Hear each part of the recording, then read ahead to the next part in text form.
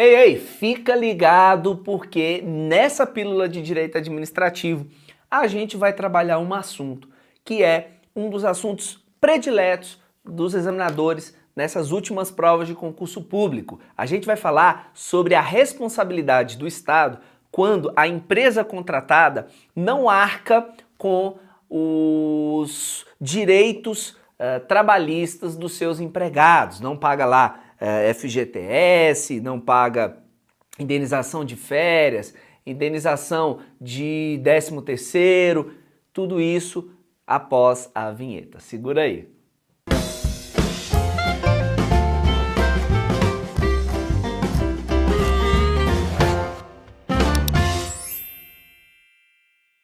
Legal, né, galera? Então é isso, nós estamos aqui nessa nossa pílula de direito administrativo número 27 para falar sobre o que acontece quando a empresa não arca com os encargos trabalhistas. E como já é de praxe, já quero, nesse início do vídeo, dizer para você que está me assistindo, que está curtindo esse trabalho, curta, faça um comentário e se você ainda não é inscrito no canal, inscreva-se e clica lá no sininho, porque quando você clica no sininho, a cada novo vídeo que eu publico aqui no meu canal do YouTube, e eu publico 2 vídeos por semana, você tem acesso imediato e não perde nada do que está sendo feito aqui, porque o meu grande objetivo é fazer com que este canal se torne a principal referência do Brasil em direito administrativo e direito constitucional, e eu conto com a sua participação, com o seu engajamento para me ajudar a fazer isso. Afinal de contas, tem tanta porcaria na internet.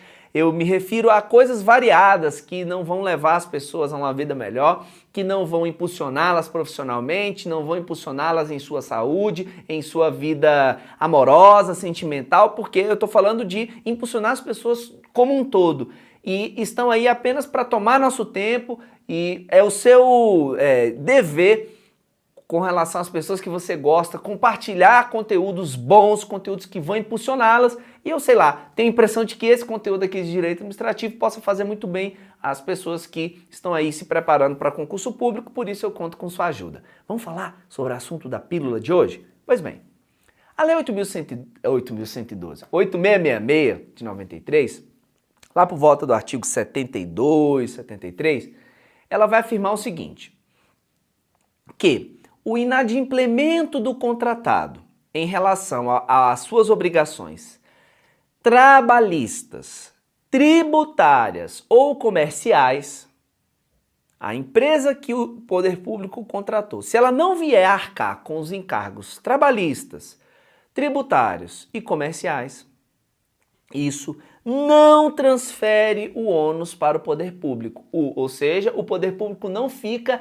responsabilizado por isso. É responsabilidade da empresa e ela que se vire, certo? Muito bem. E aí o que acontece?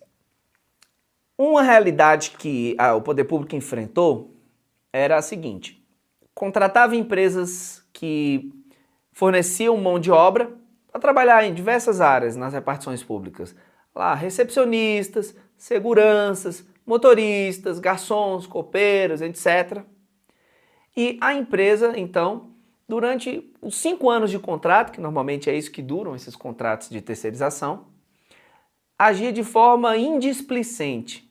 Não depositava, não recolhia mensalmente lá o FGTS dos trabalhadores, não fazia uma reserva para que no momento em que eventualmente esses trabalhadores fossem dispensados, e isso iria acontecer naturalmente após 5 anos, porque com 5 anos o contrato com o poder público vai acabar e aí vai ser feito um novo contrato, logo acontece de esses trabalhadores serem demitidos, porque pode vir uma outra empresa para continuar a prestação daquele serviço e ela vai optar ou não por aproveitar aquela mão de obra. Então a empresa que está atualmente, ela já sabe que é certo que em algum momento ela vai ter que arcar com as verbas da demissão sem justa causa, né? Que é as verbas de indenização sobre férias, de 13º, a multa lá sobre o FGTS. E aí, resumindo, o que as empresas faziam? Elas não pagavam essas verbas ao longo da execução do contrato. Aí chegavam no final, demitiam os trabalhadores e não honravam os seus débitos trabalhistas.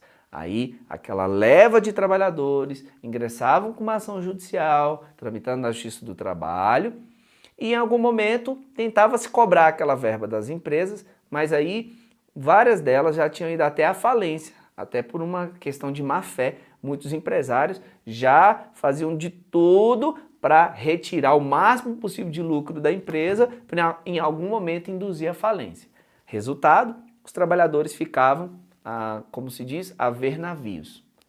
Até que alguém levantava o dedo e dizia assim, não, mas peraí, eu trabalhava para a empresa XYZ, mas quem de fato tomava o serviço era, sei lá, a Câmara dos Deputados, eu trabalhava na Câmara. Tá certo que eu era funcionário da empresa XYZ, mas eu trabalhava na Câmara. Então, pode trazer a União para o processo, porque as verbas que a empresa não me pagou, eu exijo que a União pague. Ela vai ser responsabilizada. E isso começou a acontecer ao ponto até de o TST editar a súmula 331, dizendo que, sim, que o poder público poderia ser responsabilizado por essas verbas trabalhistas não honradas pela empresa prestadora de serviço.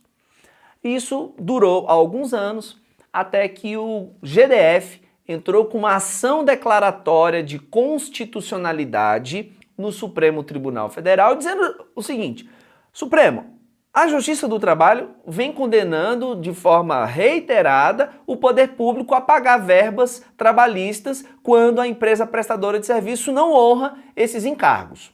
Mas a Lei 8666, lá no artigo 72, deixa claro, artigo 70, 71, 72, 73, que o inadimplemento das obrigações trabalhistas não transfere a responsabilidade pelo poder público. Supremo, diga que esse dispositivo da Lei 8666 é constitucional para que a Justiça do Trabalho pare de condenar o Estado. Porque, veja, quando o Estado quer contratar servidores ou agentes, ele tem que fazer concurso público.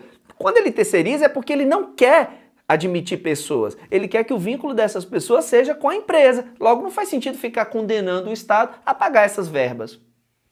E o Supremo, não decidindo nem de forma absoluta para um lado, no sentido de não, o poder público então jamais vai responder por os encargos trabalhistas, e nem decidindo que o poder público sempre vai responder, trafegou no caminho do meio. E é agora que você vai anotar o que você precisa saber para efeito de prova. O que eu expliquei até agora foi contextualizando para você entender a situação.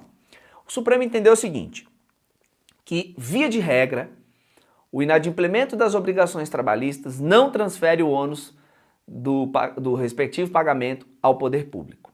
Ponto. Porém,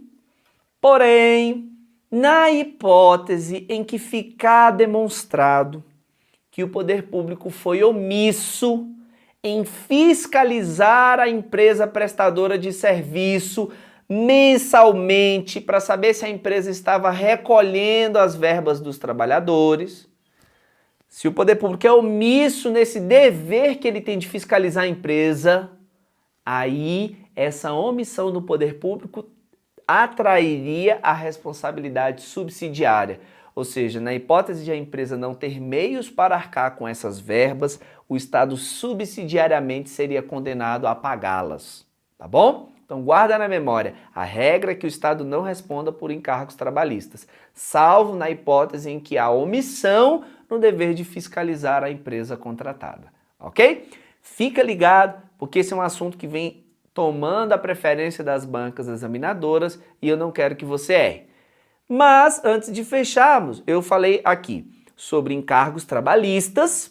No início eu citei os encargos tributários e comerciais, esses não há discussão, eles não são transferidos jamais para o poder público. E, por fim, encargos previdenciários. A Lei 8666, em relação a encargos previdenciários, que é quando a empresa deixa de recolher a contribuição previdenciária de seus trabalhadores. Em relação a esses, o Supremo entendeu não. A Lei 8666 prevê que a responsabilidade é solidária. Guarda na memória. Encargos trabalhistas, tributários, responsabilidade exclusiva. Não, encargos comerciais e tributários, responsabilidade exclusiva do contratado. Encargos trabalhistas, em regra, você tem que o Estado não responde, salvo na hipótese de omissão no dever de fiscalizar, que haveria responsabilidade subsidiária. Encargos previdenciários, responsabilidade solidária com o poder público.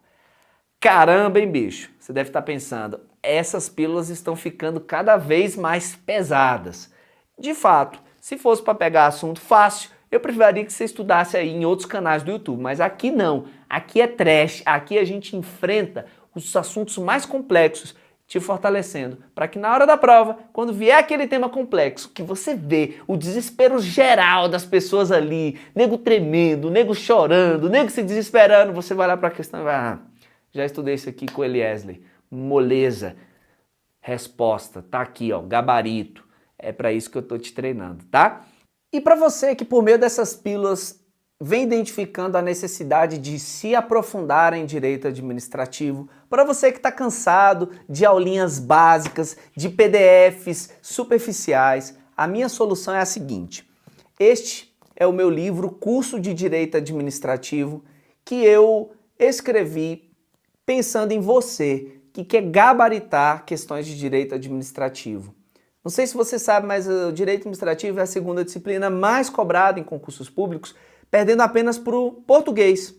Logo, você não pode se dar o luxo de se preparar de forma superficial em direito administrativo. Por isso, eu escrevi este livro, que está aqui em terceira edição, um livro super atualizado, aqui ó, até 10 de julho de 2017, e que tem, além de toda a exposição do conteúdo, usando uma linguagem fácil, uma linguagem acessível para você que não é bacharel em direito, para você que não é da área jurídica, e além disso, o livro conta com um mecanismo que eu acho essencial para a memorização dos conteúdos, que é a esquematização dos conteúdos em formato de mapa mental. Bem, se você não conhece o mapa mental, como você percebe aqui, ó, é um esquema que você usa estruturando o conteúdo em formato parecido com o neurônio, o que, segundo os estudiosos da neurociência, faz com que o conteúdo seja assimilado com mais facilidade pelo seu cérebro. Ele reconhece essa informação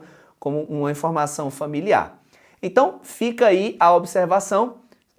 Vou deixar o link para você adquirir o livro em preço promocional aqui na descrição do vídeo. Aproveita porque a quantidade de exemplares que nós fizemos já está se esgotando. Se você demorar muito, pode até acontecer de você tentar adquirir o livro e não conseguir mais. Fica aí o meu recado. Abraços efusivos. Até o nosso próximo vídeo.